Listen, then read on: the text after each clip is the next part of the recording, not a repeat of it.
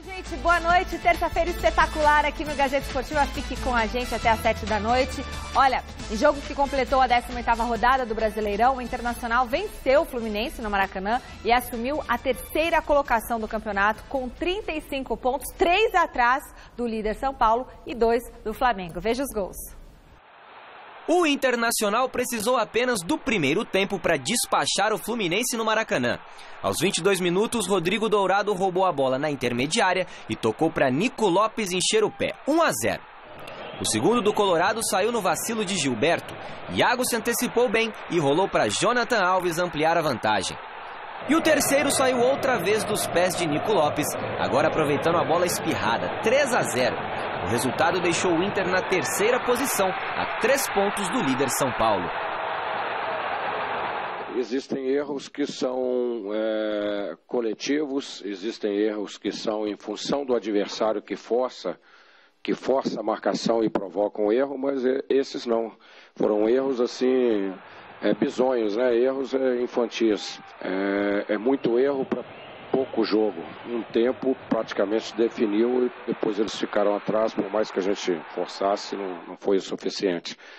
Comentamos agora lá dentro que é preciso não esquecer, mas tirar isso como ensinamento, que a desatenção ela custa muito caro, mas é preciso também ter uma reação para os próximos jogos. Não terminou nem o primeiro turno ainda. Falta uma partida para terminar o primeiro turno. Nós não ganhamos nada, ninguém ganhou nada ainda. Nenhuma equipe do Campeonato Brasileiro ganhou nada. Então é continuar com essa postura que a gente está tendo até agora, para que a gente possa, lá no final, conquistar aquilo que a gente fizer por merecer. E nesse momento a gente está merecendo coisa grande. Grande noite para você que acompanha o Gazeta Esportiva. Realmente foi uma vitória surpreendente, apesar de o Fluminense não fazer aquele campeonato dos sonhos, nem ter uma equipe tão qualificada para pensar em título, mas 3-0 fora de casa, sem dúvida, um resultado e tanto. E o discurso é o mesmo que tinha, por exemplo, Carille no ano passado. Não ganhamos nada, e isso estava lá 11 pontos à frente do segundo colocado, por exemplo. Mas faz sentido, né? Tanto que mesmo estando 11 pontos à frente do segundo colocado, passou sufoco no final do campeonato, quer dizer, se não fosse a gordura acumulada, talvez tivesse perdido o título, ou se não fosse decisivo quando teve que ser nas últimas rodadas. De qualquer forma, mas há um indicador que você não pode ignorar, de qualidade de candidato ao título. Não tem como você... Se você comparar São Paulo e Internacional, o Miller pode até falar também sobre isso daqui a pouquinho, e me dar ou não razão, mas eu não vejo, em termos de qualidade de elenco, de time, muita discrepância. Está todo mundo muito igual. Talvez o Flamengo estivesse um pouquinho à frente e está em segundo lugar no campeonato. Então eu vejo um campeonato muito disputado até o final. E isso é bom, claro, né, para quem gosta de futebol. Boa noite, boa noite, Michele. Boa noite. Eu acredito que o Inter é um dos candidatos ao título, sim. Temos aí 6 equipes, Michele, candidatas ao título, né? São Paulo está na frente, não depende de ninguém, somente de si próprio.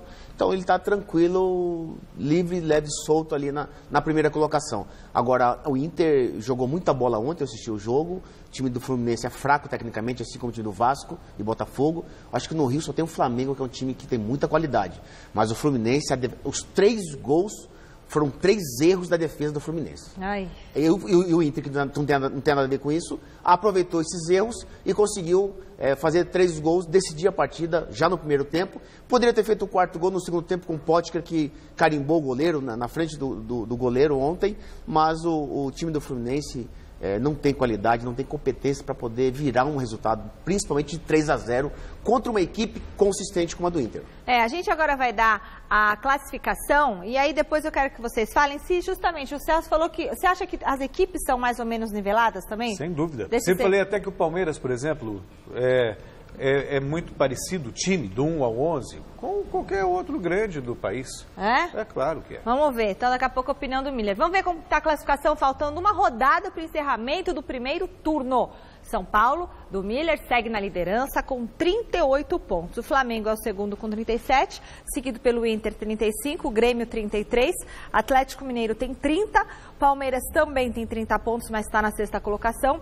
Corinthians, sétimo com 26, Cruzeiro 25, Fluminense e Botafogo 22, América Mineiro, Bahia, Chape 21, o Sport 14º colocado com 20 pontos, Vasco e Vitória 19, aí na zona de rebaixamento estão o Santos com 18, Ceará 16, Atlético Paranaense 15 e o Paraná, lanterninha com 14 pontos. Então vocês acham que Flamengo, Inter, Grêmio, Atlético Mineiro e Palmeiras tem aí mais ou menos um elenco equivalente? Não tem que tem um elenco... Elenco é uma coisa, time é outra. Tá. Time, então vamos falar as duas coisas. Time do 1 ao 11 é tudo equilibrado. Time. Flamengo, Grêmio, Palmeiras, para mim tá o São Paulo, até mesmo o Corinthians, tá tudo mais ou menos ali.